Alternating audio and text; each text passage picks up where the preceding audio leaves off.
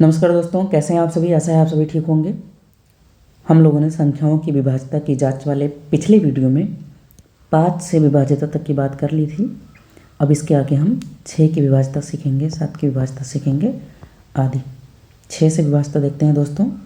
6 से विभाज्यता का रूल ये होता है कि यदि कोई संख्या 2 व 3 दोनों से विभाजित हो, यानी पूर्णतः कट जाए, तो वो संख्या 6 से विभाजित होगी दोस्तों। इसको हम उदाहरण के रूप में देखते हैं। उदाहरण में दोस्तों हमने ले लिया 36,912 दोस्तों। तो देखिए ये 2 से भी पूर्णतः विभाजित है और 3 से विभाजित है दोस्तों। 2 से क्यों विभाजित है, आप 2 का रूल देख लीजिए। लास्ट में कौन सी संख्या है, सम संख्या है दोस्तों।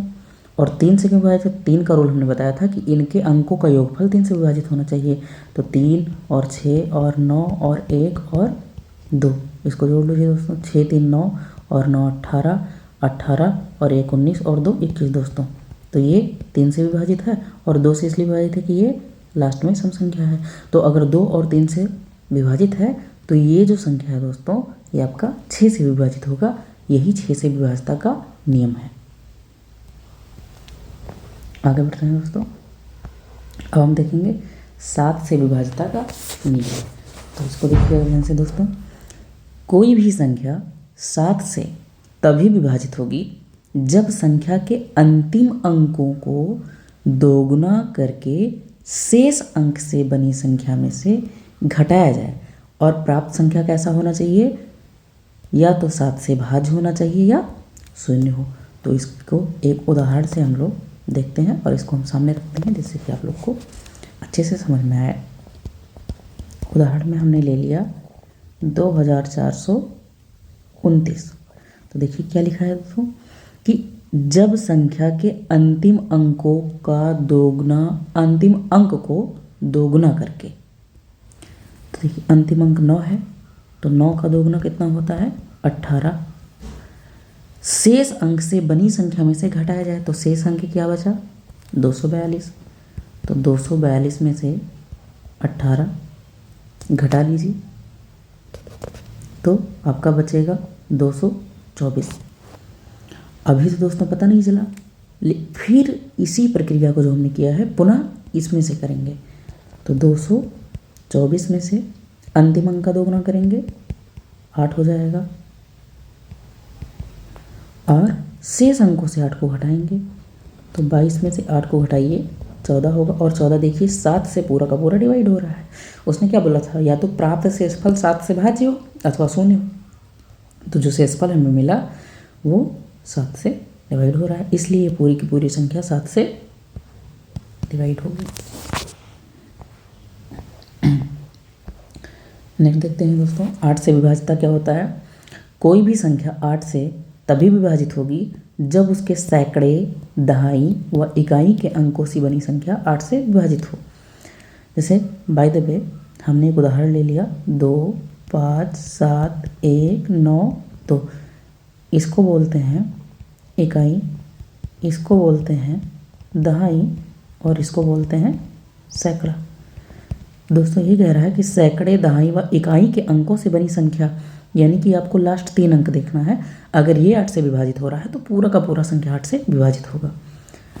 तो 192 दोस्तों 8 से पूरा करा विभाजित होगा। कैसे, 8 दूनी 16, 3 इधर चला गया 24 आ गया। तो दोस्तों लास्ट में जो 3 अंकों की बनी संख्या है अगर वो डिवाइड हो रही है तो पूरी की पूरी संख्या आपकी 8 से डिवाइड होगी। यही 8 से विभाज्यता का नियम है। 9 से विभाज्यता देखते हैं दोस्तों। कोई भी संख्या 9 से तभी विभाजित होगी जब उसके अंकों का योग 9 से विभाजित हो। दोस्तों ये सेम 3 से विभाज्यता का रूल है। 3 से विभाज्यता का रूल यही होता था कि कोई भी संख्या 3 से तभी विभाजित होगी जब उसके अंकों का योगफल 3 से विभाजित हो। इसी तरह 9 का भी है। इसको भी एक हम उदाहरण से देख लेते हैं। हमने उदाहरण ले लिया ये। अब देखिए दोस्तों इसको योग कर लीजिए 2 9 0 3 4 4 3 7 और 2 9 और 18 हो गया। देखिए दोस्तों इसका योगफल 18 है जो कि 9 से विभाजित है, इसलिए पूरी की पूरी संख्या 9 से विभाजित हो गया। देखिए कितना आसान तरीके से हमको भाग भी नहीं करना पड़ा और पता चल गया कि 9 से पूरा का पूरा ये विभाज्य हो रहा है। यही 9 से विभाज्यता का नियम है। 10 से विभाज्यता का नियम देखते हैं। तो 10 का बहुत आसान सा है कि कोई भी संख्या 10 से तभी विभाजित होगी जब उसके इकाई का अंक 0 हो। यानी कि अगर हम कोई संख्या ले लें 1 9 8 7 6 5, तो ये विभाजित जब ही होगा, अभी विभाजित नहीं हो रहा है, जब भी होगा जब लास्ट में क्या हो, 0 होना चाहिए लास्ट में। यानी इकाई के जगह पे हमेशा 0 होगा तभी वो 10 से विभाजित होगा। यही 10 से विभाजित का नियम है दोस्तों। 11 से विभाजित देख लेते हैं। कोई भी संख्या 11 से तभी विभाजित होगी जब उसके इकाई अंक से बाईं ओर चलने पे, इकाई अंक से दोस्तों बाईं ओर चलने पे यानी कि इधर चलने पे सम स्थानों के अंकों का योग तथा विषम स्थानों के अंकों का योग। यानी कि बाईं ओर चलिए, जो जो सम है उनको जोड़ लीजिए और जो जो विषम है उनको जोड़ लीजिए। इनके योगफल का अंतर या तो 0 आना चाहिए या 11 आना चाहिए या 11 से पूर्णतः विभाजित होना चाहिए। उदाहरण से देख लीजिए तो आप लोग को समझ में आसानी से आ जाएगा। जैसे हमने ले लिया एक 7 1 2 7 3 6 2, ये संख्या ले लिया। अब हमें बाईं तरफ चलना है, ठीक है, इकाई से बाईं तरफ चलना है। तो इकाई से बाईं तरफ चलने पे सम स्थानों के अंकों का योग, सम स्थानों के अंकों का योग। सम स्थान कौन सा है दोस्तों, ये देखिए, ये दूसरा सम स्थान है, चौथा सम स्थान है और छठा सम स्थान है। यानी कि 6 और 7 और 1, तो ये 14 आ गया।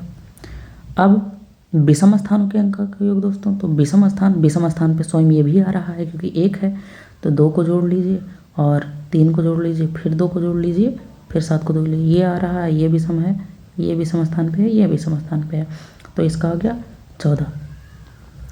तो देखिए दोस्तों दोनों क्या आया, 14 आया। अब उसके बाद क्या कह रहा है कि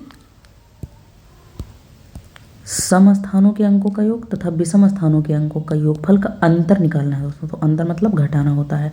तो देखिए इसका भी 14 आया और इसका भी 14 आया, दोनों को घटा दीजिए तो 0 आ गया। तो देखिए अंतर क्या आना चाहिए, या तो 0 आना चाहिए, या तो 11 आना चाहिए, या तो 11 से पूर्णतः विभाजित होना चाहिए, तो पूरी की पूरी संख्या कट जाएगी दोस्तों। तो ये है 11 से विभाजिता का नियम दोस्तों। 11 से विभाजिता का नियम ये होता है। इसी प्रकार दोस्तों 12 से विभाजित हम देख लेते हैं।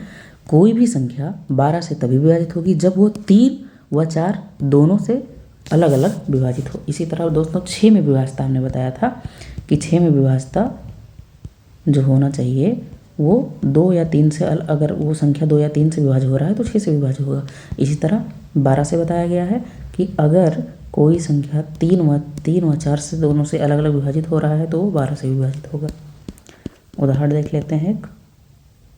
6 1 7 8 8 हमने 2 संख्या ले लिया दोस्तों। अब इसको हमको चेक करना है कि 3 से विभाजित हो और 4 से विभाजित हो। दोस्तों 3 से चेक करने के लिए क्या करेंगे, सारे अंकों को जोड़ देंगे।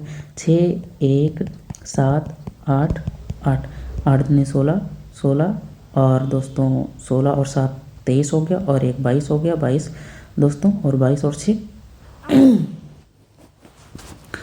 8 दूनी 16 दोस्तों हो गया, 16 और 7 23 हो गया और 1 24 हो गया और 6 30 हो गया दोस्तों। तो ये आपका आ गया 30 जोड़ने पे, जो कि 3 से विभाज्य हो रहा है दोस्तों। अब देखिए 4 से विभाजित कैसे होगा।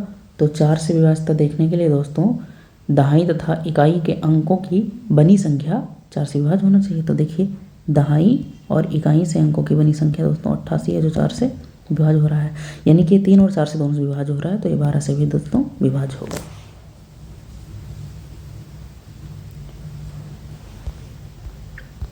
इसी प्रकार दोस्तों हम 25 से विभाजित का नियम भी सीख सकते हैं कि कोई भी संख्या 25 से तभी विभाजित होगी जब उसके अंतिम 2 अंकों से बनी संख्या 25 से विभाजित हो। सिंपल सा बात है, इसको भी आप उदाहरण से समझ सकते हैं। मान लीजिए हमने 6 7 0 2 5 ले लिया दोस्तों। तो देखिए अंतिम अंक 25 से विभाजित हो रहा है, तो इसलिए पूरा का पूरा 25 से कट जाएगा दोस्तों। इसी प्रकार अगर हम ले लेते 7 8 9 5 6 7 और 50 लेते दोस्तों, तो देखिए लास्ट का 2 अंकों से बनी संख्या 25 से विभाजित हो रही है, इसलिए पूरी की पूरी संख्या 25 से विभाजित होगी।